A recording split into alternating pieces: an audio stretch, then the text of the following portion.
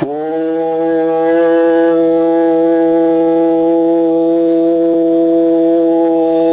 ஈஸ்வரா குருதேவா. அடிக்கடி வரும் தீமைகளையோ, சலிப்பையோ, சங்கடத்தையோ, கோபத்தையோ, வெறுப்பையோ, வேதனையோ நமக்குள் நிலைத்திருக்காது. அதை நாம் தொடக்க கற்றுக்கொள்ள வேண்டும். இதற்கு முந்தைய நமக்குள் விளைந்திருந்தாலும் அதன் வலுவனுடைய அதிகாரம் அதிகம்தான். இருந்தாலும் நாம் இப்ப ஆத்மசுத்தி என்ற நிலையில் கொண்டு அது ஒவ்வொரு அணுக்களுக்கும் அது நேரடியாக அந்த அணுக்களில் சேர்க்கப்படும் போது அந்த அணுக்களும் நாளடைவில் மாற்றமாகும். நாம் எது எப்படி இருந்தாலும் இந்த ஆத்மசுத்தி என்ற நிலையை நீங்கள் கடைபிடித்து வந்தால் சிந்திக்கும் ஆற்றல் கிடைக்கின்றது, மன உறுதி கிடைக்கின்றது, எப்படி செயல்படலாம் என்ற சிந்தனையும் கிடைக்கின்றது. அதனால் இந்த ஆத்மசுத்தி செய்து உங்கள் வாழ்க்கையை மன அமைதிப்படுத்தி அமைதியான வாழ்க்கை வாழவும், இந்த உடல்நிலை என்றும் ஏகாந்த நிலை என்ற அமைதியான இன்றைக்கு துரு நட்சத்திரம் இருப்பது போன்று நாமும் அந்த ஏகாந்த நிலையை நாம் பெற முடியும். ஏனென்றால் மனிதன் நிலை கடைசி நிலை.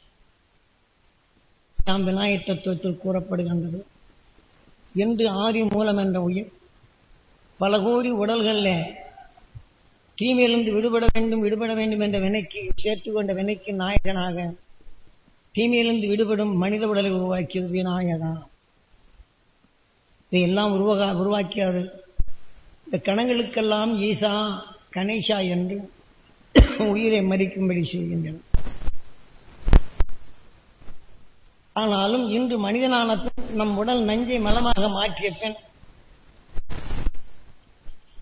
இன்று நாம் எதையுமே உருவாக்கும் சக்தி பெற்ற மனிதனாக இருக்கிறோம்.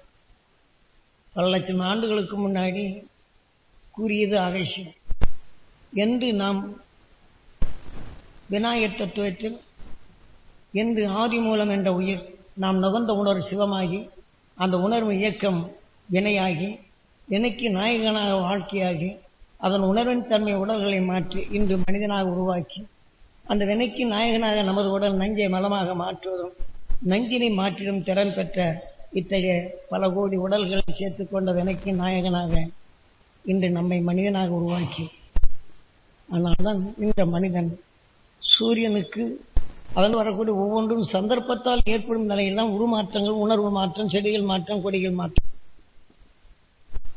இப்ப எத்தனையோ கோடி செடிகள் ஒன்று எது வலு கொண்டதோ ஒன்றில் தாக்கப்படும் போது அந்த உணர்வு மாறுகின்றது. எது வலு கொண்டதோ உயிரணுக்கள் அதை கொண்டு அது சாப்பிடுகின்றது. ஆனால் அதே சமயத்தில் உணர்வுகள் பரிணாம வளர்ச்சி அடைகின்றது.